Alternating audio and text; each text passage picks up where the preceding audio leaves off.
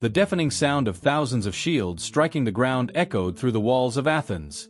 From atop the fortifications, citizens watched with a mixture of fear and determination as the Spartan phalanxes approached on the horizon. The year was 431 BCE, and the conflict that would forever change the destiny of ancient Greece was about to begin. If you're ready to dive into this fascinating journey through ancient history, don't forget to like this video and subscribe to the Legacy of Empires channel to not miss any of our adventures through the past. The Peloponnesian War stands as one of the most significant conflicts in ancient history, pitting two legendary Greek city-states against each other in a struggle that would last for nearly 3 decades. This wasn't merely a war of armies and navies. It was a clash of ideologies, cultures, and ways of life that would reshape the ancient Mediterranean world. Athens, the mighty naval power and cradle of democracy, had risen to unprecedented heights following the Persian Wars. The city had transformed itself from a regional power into the leader of the Delian League, effectively creating an empire that dominated the Aegean Sea. The Parthenon stood gleaming atop the Acropolis, a testament to Athenian wealth and artistic achievement. Under the leadership of Pericles, Athens had become the intellectual and cultural center of the Greek world, attracting philosophers, artists, and merchants from across the Mediterranean. In stark contrast, Sparta had developed into a unique military society, where rigid discipline and martial values reigned supreme. The Spartans led the Peloponnesian League, a coalition of city-states that viewed Athens' growing power with increasing alarm. The Spartan way of life, with its emphasis on military training, communal living, and conservative values, stood in direct opposition to the democratic, commercial, and artistic spirit of Athens. The seeds of conflict were sown in the complex web of alliances and counter-alliances that characterized the Greek world. The immediate spark came from seemingly minor disputes involving Corinth, Corcyra, and Potidaea, but the underlying cause was what the historian Thucydides famously described as the growth of Athenian power and the fear which this caused in Sparta. In 431 BCE, when the Spartan army under King Archidamus II marched into Attica, Pericles implemented his controversial strategy. Rather than meeting the Spartans in open battle, he ordered the rural population to abandon their farms and seek refuge behind Athens' mighty long walls. These fortifications connected the city to its port, Piraeus, ensuring that as long as Athens maintained naval supremacy, it could not be starved into submission. The early years of the war saw the Spartans repeatedly ravaging the Attic countryside while the Athenian fleet conducted raids along the Peloponnesian coast. However, fate dealt Athens a cruel blow when a devastating plague struck the crowded city in 430 BCE. The disease claimed thousands of lives, including that of Pericles himself, depriving Athens of its most capable leader at a crucial moment. The war evolved through several distinct phases.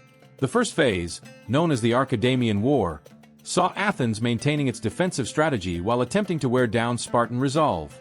The Peace of Nicias in 421 BCE brought a brief respite, but it proved to be merely a temporary pause in the conflict. The ambitious Athenian general Alcibiades then convinced his fellow citizens to launch a massive expedition against Syracuse in Sicily. This fateful decision in 415 BCE would prove disastrous. The Sicilian expedition ended in complete catastrophe, with the destruction of the Athenian fleet and the loss of thousands of lives. This defeat marked a turning point in the war, emboldening Sparta and its allies while leaving Athens dangerously weakened. The final phase of the war saw Sparta, now supported by Persian gold, building its own fleet to challenge Athenian naval supremacy. The decisive moment came at the Battle of Aegospotami in 405 BCE, where the Spartan admiral Lysander caught the Athenian fleet unprepared and destroyed it. Without its navy, Athens was finally forced to surrender in 404 BCE. The terms of surrender were harsh. The long walls were demolished, the remnants of the Athenian fleet were surrendered, and a Spartan-backed oligarchy known as the 30 Tyrants was installed to govern the city. The great democracy that had defied the Persian Empire and built the Parthenon was brought low. The war's impact resonated far beyond its immediate aftermath. It marked the end of Athens' golden age and fundamentally altered the balance of power in the Greek world. The conflict weakened both Athens and Sparta, ultimately paving the way for the rise of Macedon under Philip II and his son Alexander the Great. The Peloponnesian War left us with invaluable lessons about the nature of power, the costs of imperial ambition, and the devastating impact of prolonged conflict on civilized society. Through Thucydides' masterful account, we gain insight into the timeless dynamics of international relations, the role of leadership in times of crisis, and the complex interplay between democracy, power, and justice. In the end, the war that began with a clash of shields beneath the walls of Athens would echo through history, teaching us that even the mightiest civilizations can be undone by the combination of external pressures and internal divisions. As we reflect on this ancient conflict, we find striking parallels with our own time, reminding us that the study of history is not merely an academic exercise, but a source of eternal wisdom about human nature and the challenges of organizing human society. If you've enjoyed this journey through one of history's most pivotal conflicts, don't forget to leave a like, share this video with friends who love history, and comment on your favorite part. And to ensure you don't miss any of our future explorations of the past, make sure to subscribe to the Legacy of Empires channel and turn on notifications. Together, we'll continue unraveling the mysteries of the great civilizations. Picture yourself walking through the bustling streets of Athens in the 5th century BCE. The white marble of the Parthenon gleams under the Mediterranean sun, its majestic columns reaching towards the azure sky, a testament to Athenian wealth and artistic brilliance. The air is filled with the mingled scents of olive oil, incense, and salt breeze from the nearby sea. In the distance, the constant movement of merchant ships entering the port of Piraeus creates an endless dance of commerce and prosperity.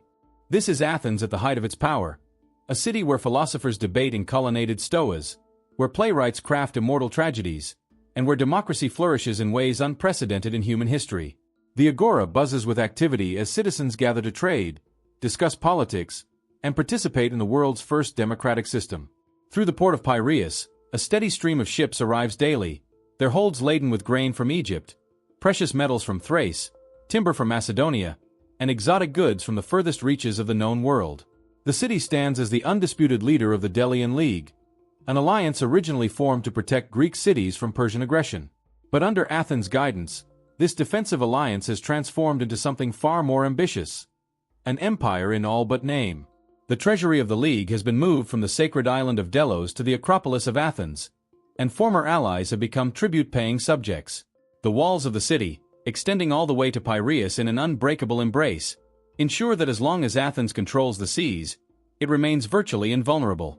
Yet 150 kilometers to the south, among the rugged mountains of the Peloponnese, another power watches this Athenian golden age with growing suspicion and barely concealed hostility. Sparta, the warrior city-state, stands as everything Athens is not. Where Athens celebrates art and commerce, Sparta venerates military discipline and austere living. Where Athenian citizens pride themselves on their sophistication and cultural achievements, Spartan citizens dedicate their lives to martial excellence and the preservation of ancient traditions. The contrast between these two powerhouses could not be more stark. Athens represents democracy, naval power, commerce, and cultural innovation.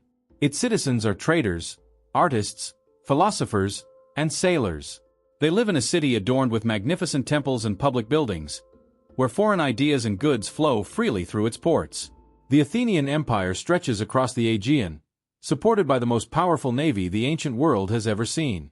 Sparta, on the other hand, leads the Peloponnesian League, a coalition of city-states bound together by their fear of Athenian expansion and their respect for Spartan military might. The Spartans have created a unique society where military training begins in childhood, where luxury is scorned, and where the state takes precedence over individual ambition. Their legendary army of professional soldiers, the feared hoplite phalanx, has never known defeat in open battle. These two powers maintain an uneasy peace, but the fundamental incompatibility of their systems makes conflict seemingly inevitable. The Athenian belief in the superiority of their democratic system and their aggressive expansion of influence clashes directly with Sparta's conservative values and its traditional role as the protector of Greek autonomy.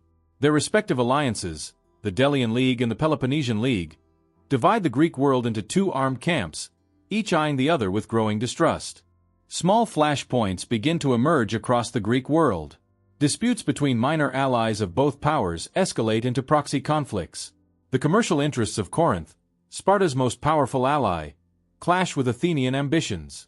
Colonial rivalries in distant territories create diplomatic crises. Each incident adds another layer of tension to an already strained relationship. In this powder keg atmosphere, the question is not if war will come, but when. The Greek world holds its breath as these two titans edge closer to a confrontation that will shake the foundations of their civilization. It will be a war fought not just for territory or resources, but for two competing visions of what Greek society should be, a clash of cultures that will determine the future of the ancient Mediterranean world. The story of these two great city-states, Athens and Sparta, and their inevitable march toward conflict represents one of history's most dramatic examples of how different political systems, cultural values, and economic interests can lead societies down the path to war. As tensions mount and diplomatic solutions grow increasingly scarce, the stage is set for a conflict that will last 27 years and forever change the face of ancient Greece. Their struggle would become more than just a war. It would become a defining moment in human history, a clash between democracy and oligarchy, between naval power and land power, between innovation and tradition. And when the dust finally settled, the Greek world would never be the same again. At the heart of this monumental conflict stood two remarkable leaders who would shape the destiny of Greece: Pericles of Athens and King Archidamus II of Sparta. Their contrasting personalities and leadership styles embodied the fundamental differences between their respective city-states. Pericles of Athens emerged as perhaps the most influential figure in classical Greek history. Born into one of Athens' most prominent families, he combined aristocratic breeding with democratic convictions.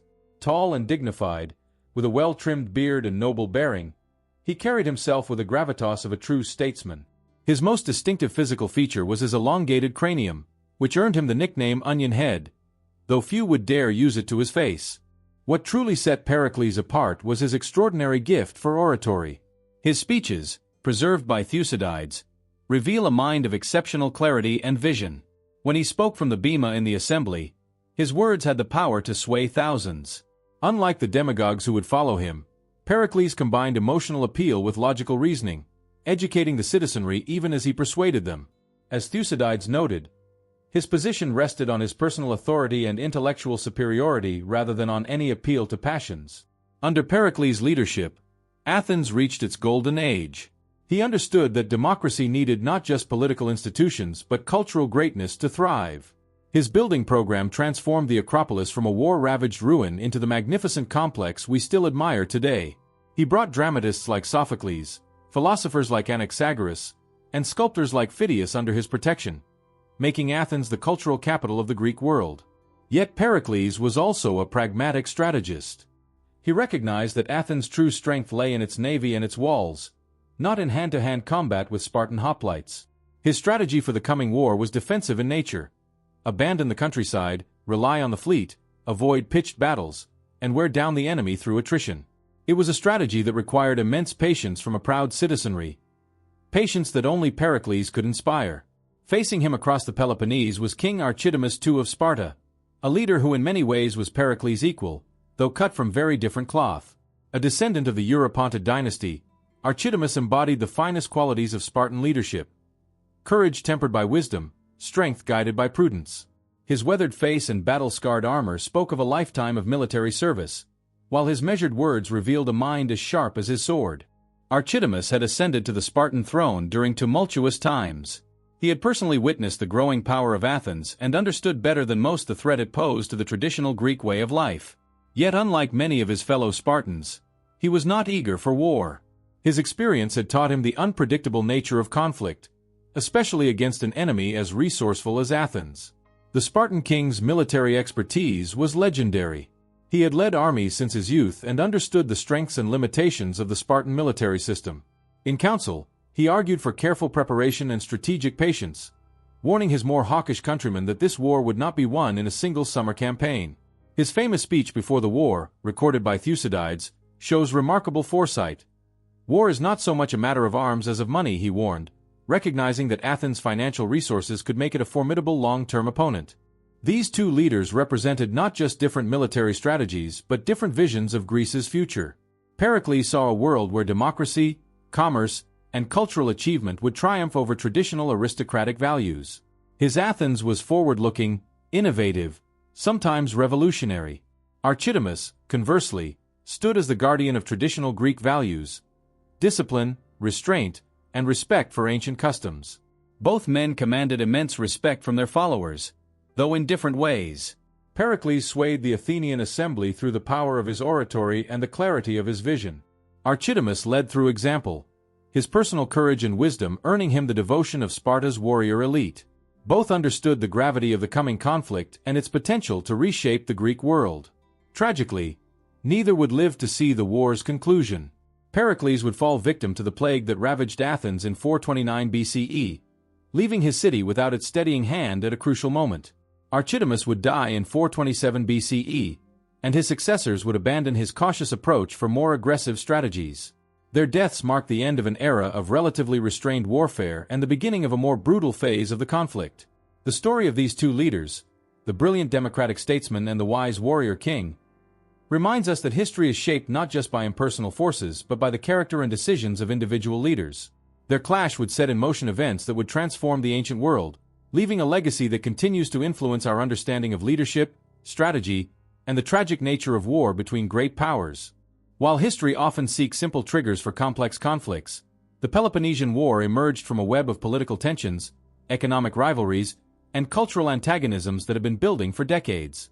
Though the disputes over Corcyra and Potidaea would ultimately spark the flames of war, these were merely the final steps in a long march toward inevitable confrontation.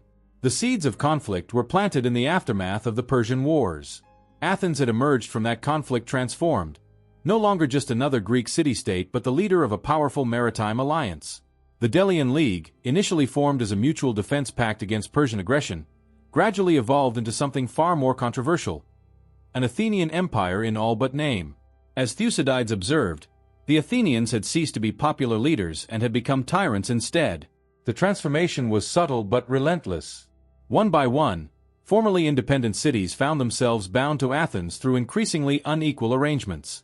The treasury of the League was moved from the sacred island of Delos to Athens itself, a symbolic act that spoke volumes about Athenian intentions. Cities that attempted to leave the alliance were forcibly brought back into line, their walls torn down, their fleets confiscated, and their autonomy severely curtailed. This expansion of Athenian power created ripples across the Greek world. Traditional trading patterns were disrupted as Athens began to dominate maritime commerce. The Athenian Assembly passed the Megarian Decree, which excluded the city of Megara from trading with ports of the Delian League, a devastating economic sanction that demonstrated Athens' willingness to use its power for political ends. The growing wealth of Athens manifested itself in ways that could not be ignored. The magnificent building program initiated by Pericles transformed the Acropolis into a stunning declaration of Athenian power and cultural sophistication. The long walls connecting Athens to its port of Piraeus created a virtually impregnable urban complex that could be supplied indefinitely by sea. The Athenian navy grew to become the largest and most sophisticated maritime force the ancient world had ever seen. But perhaps most threatening to the traditional Greek world was the nature of Athenian society itself. Athens was not just building an empire, it was exporting a revolutionary political idea: democracy. In city after city where Athenian influence grew, traditional aristocratic governments were replaced by democratic systems modeled on Athens. To conservative powers like Sparta, this represented an existential threat to their way of life. The Spartans watched these developments with growing alarm. Their own society was built on principles diametrically opposed to everything Athens represented. Where Athens celebrated innovation, Sparta cherished tradition. Where Athens grew wealthy through trade, Sparta maintained its austere lifestyle. Where Athens spread democracy, Sparta stood as a champion of oligarchy and traditional aristocratic values. The immediate triggers of the war came in rapid succession. First, there was the dispute over Corcyra, a strategically located island that sought Athenian protection from Corinth, Sparta's most powerful ally. Athens' decision to enter into a defensive alliance with Corcyra was seen as a direct challenge to Corinthian, and by extension, Spartan, interests in the region. Then came the crisis over Potidaea, a Corinthian colony that paid tribute to Athens. When Athens demanded that Potidaea tear down its walls and dismiss its Corinthian magistrates, the city revolted, supported by promises of Spartan intervention. The Athenian response was swift and harsh, leading to a prolonged siege that drained resources and heightened tensions throughout the Greek world. These events forced the Spartan assembly to confront a difficult truth: Athens' power was growing at an unprecedented rate. As King Archidamus warned his fellow Spartans, they faced a choice between watching Athens grow ever stronger or taking action while they still could. The famous assessment of Thucydides rings true: what made war inevitable was the growth of Athenian power and the fear which this caused in Sparta. The final diplomatic crisis played out in a series of dramatic assemblies.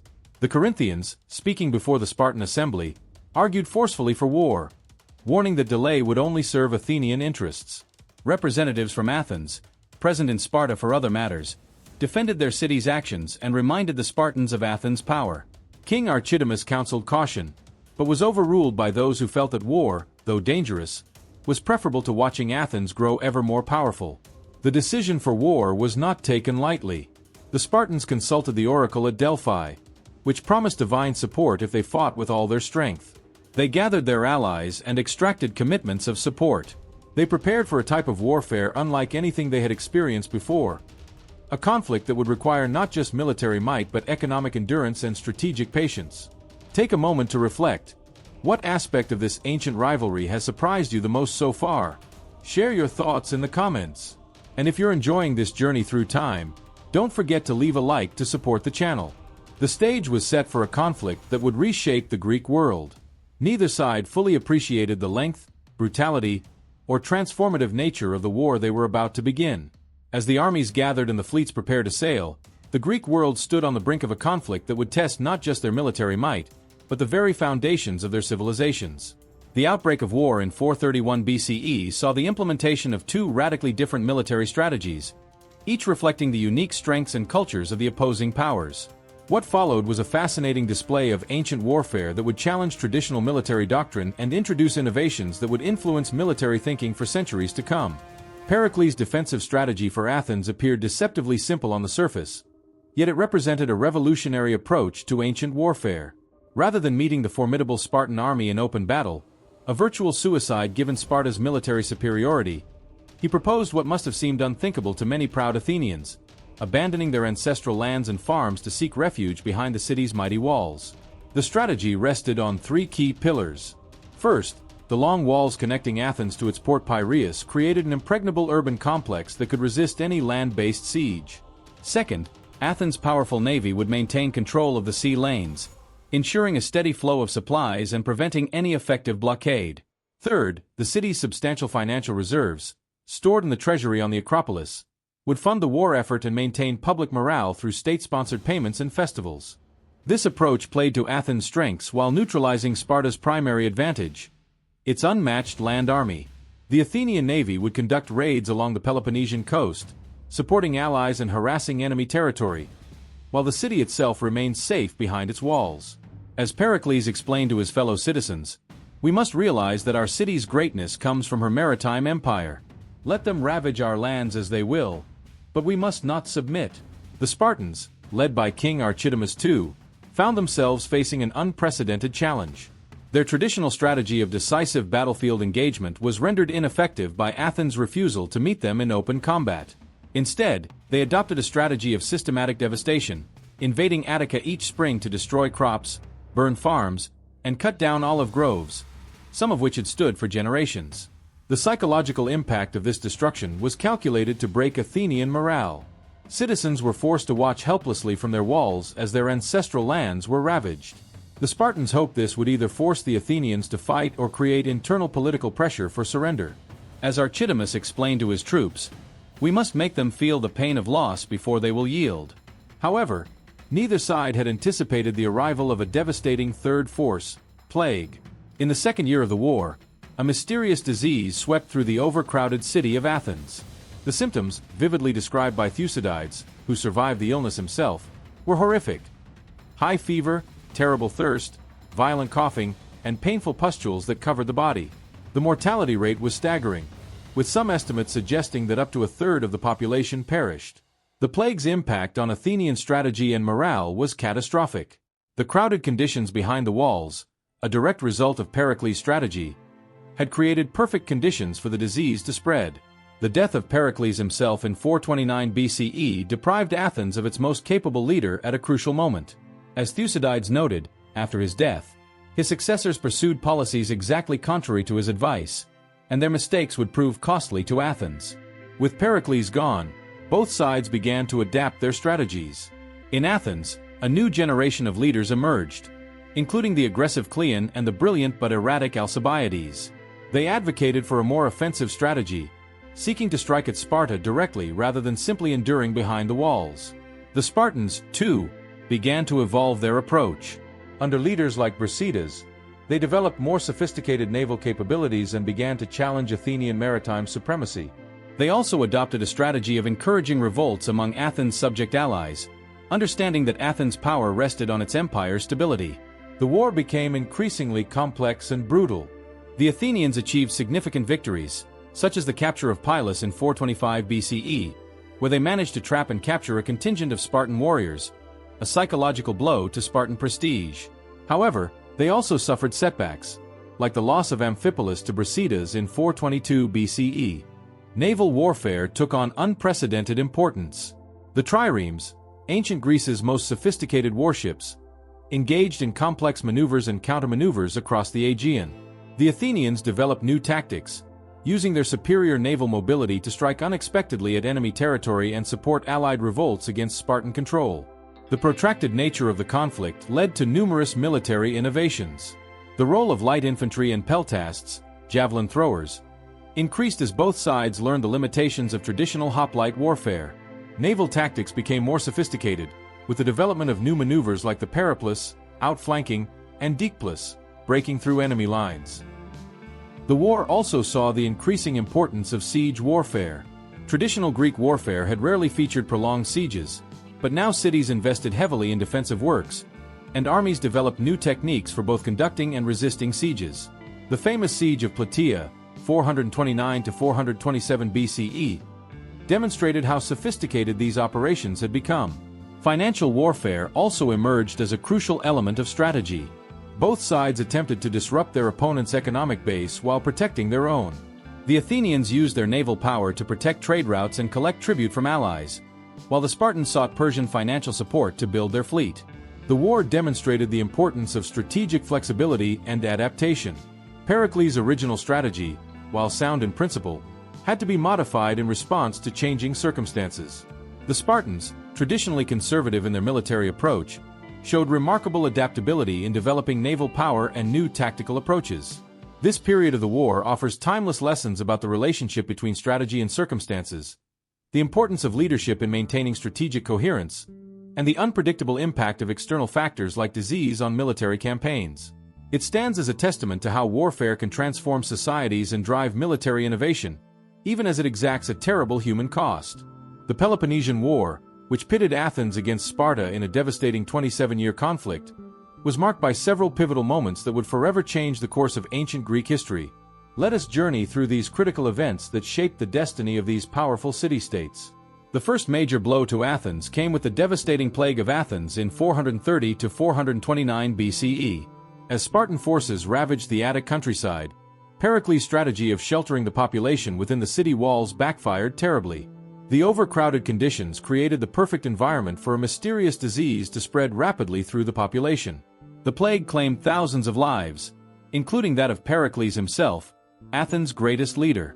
This catastrophe not only decimated the Athenian population but also severely damaged the city's morale and social fabric, marking a turning point in Athenian confidence and leadership.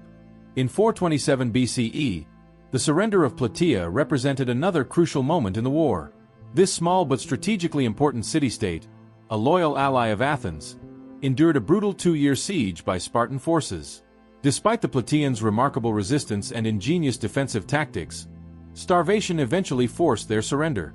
The subsequent execution of the defenders by the Spartans sent shockwaves throughout the Greek world, demonstrating the increasingly ruthless nature of the conflict and the weakening of traditional Greek diplomatic conventions. The massacre of Melos in 416 BCE stands as one of the most controversial episodes of the war. The small island of Melos, despite its neutrality, faced an ultimatum from Athens: submit or face destruction. The famous Melian dialogue, recorded by Thucydides, captures the harsh realities of power politics in the ancient world. When the Melians refused to surrender their independence, the Athenians showed no mercy. They killed all adult men, enslaved the women and children, and colonized the island. This event symbolized Athens' transformation from the champion of Greek freedom to an imperial power ruling through fear. Perhaps the most catastrophic turning point came with the ill-fated Sicilian expedition of 415 to 413 BCE. Driven by ambition and overconfidence, Athens launched a massive naval expedition to conquer Sicily, particularly targeting the wealthy city of Syracuse. Despite warnings from experienced leaders, the Athenians committed their best ships and troops to this ambitious venture. The campaign proved disastrous. Through a combination of poor leadership, strategic mistakes, and effective resistance from Syracuse, aided by Sparta, the entire Athenian force was destroyed. Thousands of Athenian citizens and allies were killed or enslaved in the limestone quarries of Syracuse. This military catastrophe marked the beginning of Athens' decline as a naval superpower. The final decisive moment came at the Battle of Aegospotami in 405 BCE. After years of warfare had drained both sides, the Spartan admiral Lysander caught the Athenian fleet unprepared at this location in the Hellespont. Through either brilliant strategy or treachery, ancient sources differ, Lysander managed to capture nearly the entire Athenian fleet while the crews were scattered on shore. Around 170 ships were captured, and thousands of Athenian sailors were executed. This devastating defeat effectively ended Athens' naval power, which had been the foundation of its empire and strength. With control of the vital grain route from the Black Sea region lost, Athens faced starvation and was forced to surrender the following year.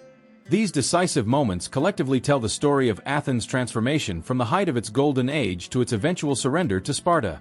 They demonstrate how a combination of natural disaster, strategic miscalculation, moral compromise, and military defeat can bring even the mightiest powers to their knees.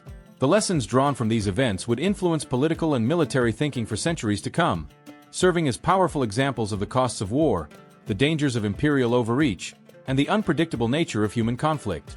The Peloponnesian War left an indelible mark on history that extends far beyond its immediate military outcomes.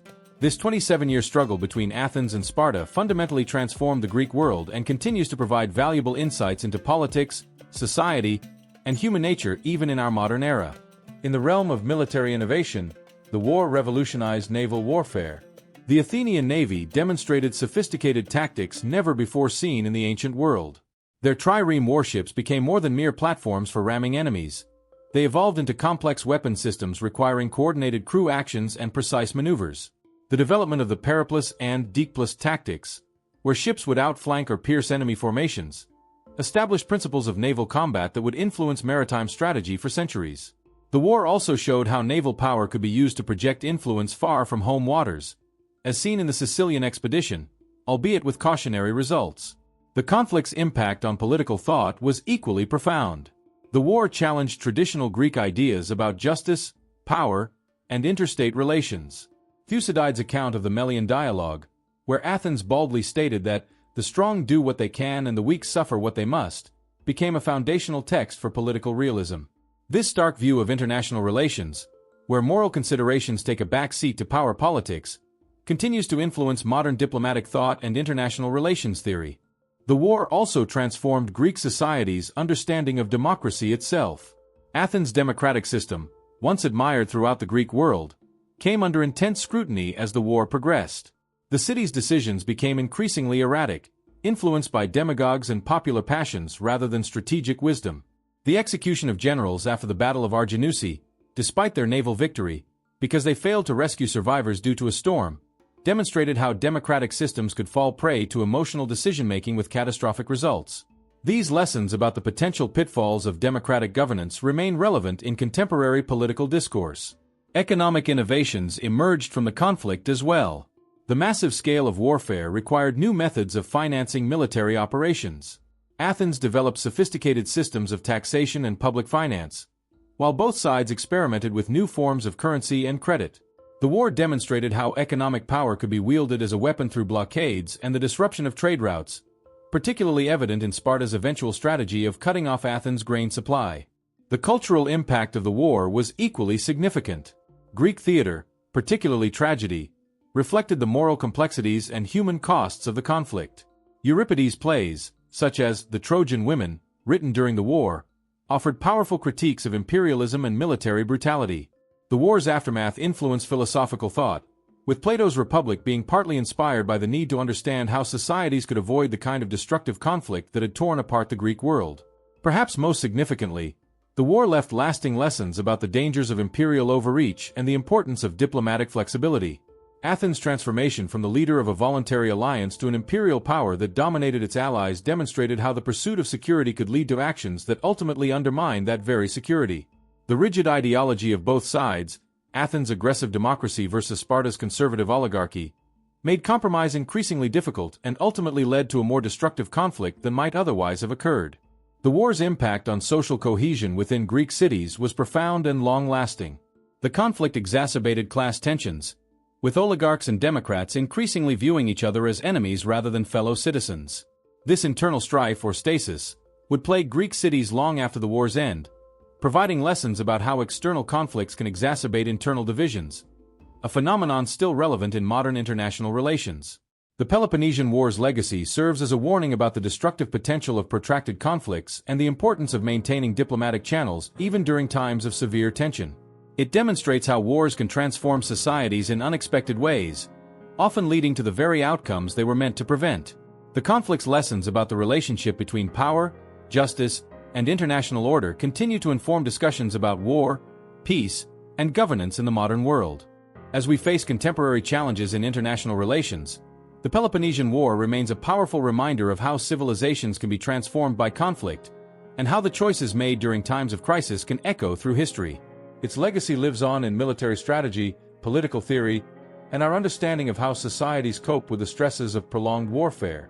The fall of Athens in 404 BCE marked not merely the end of a war, but the conclusion of one of history's most remarkable experiments in democratic imperialism. As the walls of this proud city were systematically dismantled stone by stone to the haunting melody of flute players, a final humiliation demanded by Sparta, an era of unprecedented cultural and intellectual achievement drew to a close. Yet, in an extraordinary twist of historical fate, the defeated would ultimately triumph through the power of their ideas and cultural achievements. The Athenian dream of a democratic empire may have crumbled, but the philosophical foundations they established would prove far more durable than their physical fortifications. The works of their great thinkers, Socrates, who would face his own tragedy in the war's aftermath, Plato, whose republic was shaped by the conflict's lessons, and countless others, would go on to influence every subsequent civilization that encountered them. The principles of democratic governance, citizen participation, and public debate that Athens championed would resurface repeatedly throughout history, inspiring movements and revolutions across millennia. In the realm of culture, Athens' defeat paradoxically preceded its greatest victory. Greek became the lingua franca of the ancient Mediterranean world, carrying Athenian ideas, art, and values far beyond the physical boundaries they once sought to control through military might. Their tragic playwrights' explorations of power, justice, and human nature would become timeless classics, performed and studied to this day. Their architectural innovations, epitomized by the Parthenon, would influence building designs for thousands of years. The Peloponnesian War shows us that military victory does not always equate to historical triumph. While Sparta won the war, they proved unable to maintain their hegemony over Greece, and their rigid social system offered little to rival Athens' cultural achievements. It was Athenian democracy, philosophy, and culture, not Spartan military discipline, that would captivate the imagination of future generations. This bittersweet conclusion reminds us that civilizations often leave their most lasting marks not through conquest, but through their contributions to human understanding and cultural achievement. The true power of Athens lay not in its walls or its fleet, but in its ideas. Ideas that continue to resonate and inspire more than 2 millennia later. As we conclude our journey through this pivotal period of ancient history, we're reminded that the past is not just a collection of dates and battles, but a rich tapestry of human experiences that continue to offer valuable lessons for our present and future. The story of Athens' fall and cultural resurrection shows us that defeat need not mean oblivion, and that the most powerful legacies are often those that speak not to the might of armies, but to the enduring power of human creativity, wisdom, and the perpetual quest for understanding. From its vibrant democratic debates in the Agora to its philosophical schools that question the nature of justice and truth, from its magnificent temples to its groundbreaking theatrical productions, Athens created a legacy that transcended its military defeat. This legacy continues to influence how we think about democracy, citizenship, art, and the fundamental questions of human existence. The fall of Athens teaches us that while empires may rise and fall, ideas and cultural achievements can prove immortal.